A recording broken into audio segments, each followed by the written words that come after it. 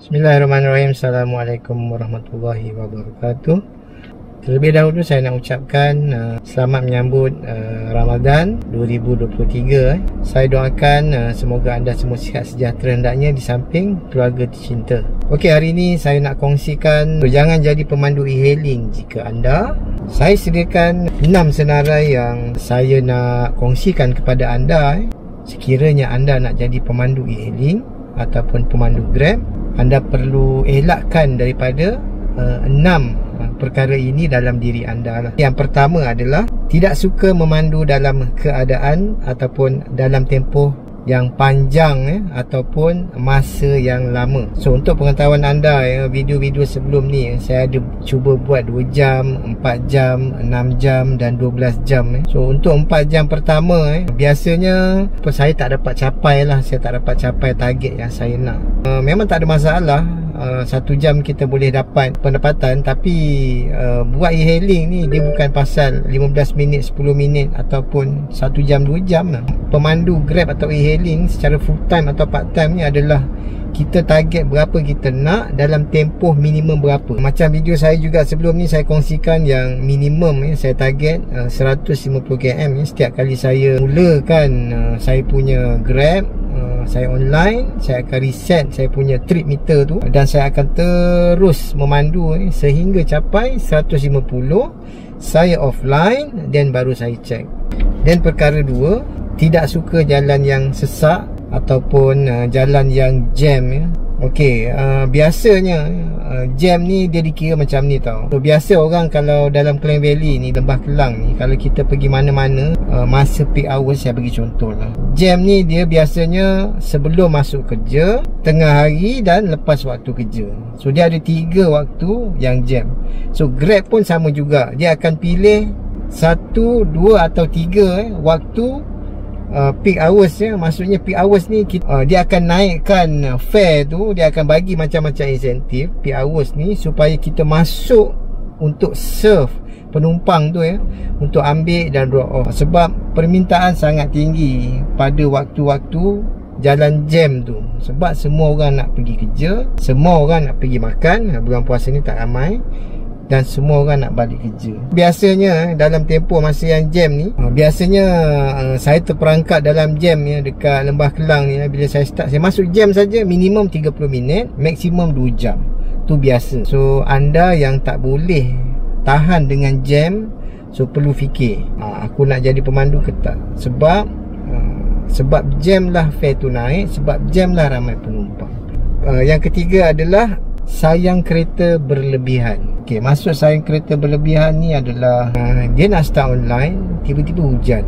Dia baru polish ni, dia sayang kereta ni kotor, tak nak kena air, dia tak buat kerja.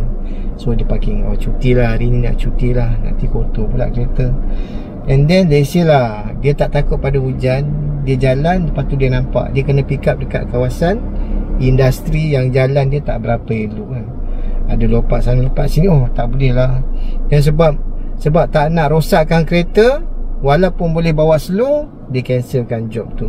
Ataupun dia tengok belum lagi pergi pick up, dia dah tengok lokasi tu, alah tempat ni kotor lah, apalah, tempat ni dekat tepi tasik lah, ini kebun kelapa sawit lah, apa, dia tak nak masuk. So cancel. So pemandu-pemandu yang memang tak terlalu sayangkan kereta dan tak nak jaga betul-betul kereta ni, elok tak payahlah buat e-hailing ataupun buat Grab kan. Duduk je lah, parking je lah kereta kat rumah, sapu je lah kereta tu tiap-tiap hari.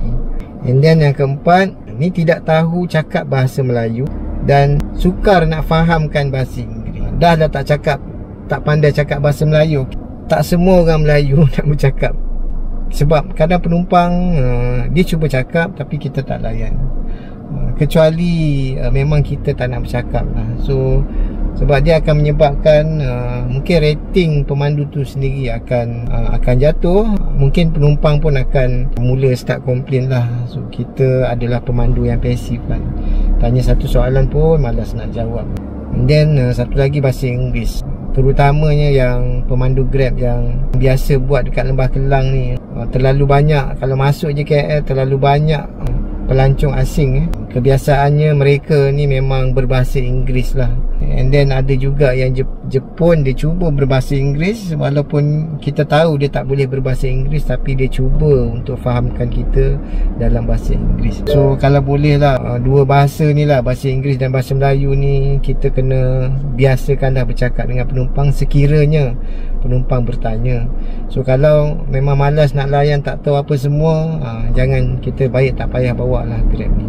Sebab saya selalu dengar daripada penumpang pelancong asing, dia selalu tanya kenapa ramai pemandu susah sangat nak cakap bahasa Inggeris.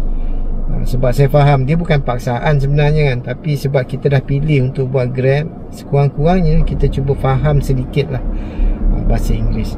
Sebab kita ni bahasa Melayu, cubalah berinteraksi dengan penumpang yang cuba bertanya apa-apa, so kita cubalah jawab. Dan yang kelima adalah tak pandai urus masa. Okey, tak pandai urus masa ni, kita nak online suka hati kita saja. Saya bagi contoh lah. Dulu masa saya buat part time, saya tak boleh suka hati sebab saya kerja pagi pukul 8.30 sampai 5.30 part time. Saya cuma ada masa pada hari itu adalah selepas waktu kerja sebelum pukul 12.30 malam. So maksudnya dulu masa part time, saya uruskan masa saya, start bermula jam 5.30 petang sehingga pukul 12 malam. Itu urusan masa saya lah. And then sejak saya buat full time ni, saya buat dua jadual. Siang jam 7 ataupun 6.30 pagi. Biasanya saya keluar 7 atau 7.30 lah, sebab saya hantar anak. So saya start pukul 7.30, saya berakhir jam 1.30. Tu 6 jam minimum lah. So then petang saya bermula jam 4 dan berakhir jam 10. Kalau target saya tak achieve, saya akan sambung jam 12. Itu urusan masa. Tapi ada juga orang yang bukan suka-suka hati je dia keluar, dia langsung tak nak fikir pasal Grab dia bagi insentif pukul berapa ke pukul berapa. So kita kena mula ambil tahu. Maksud saya adalah bila kita keluar tu, kita pastikan kita keluar di waktu yang betul dan kita keluar di waktu yang hampir tepat. Sebab kita kena mula online bila ada permintaan betul.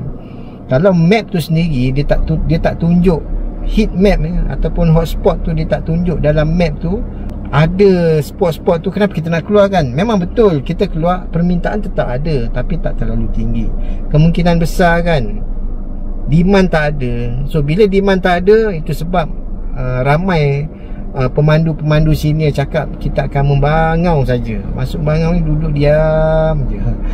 Biasa saya tengok bangau kat benda kat dia, duduk diam je, tak buat apa-apa.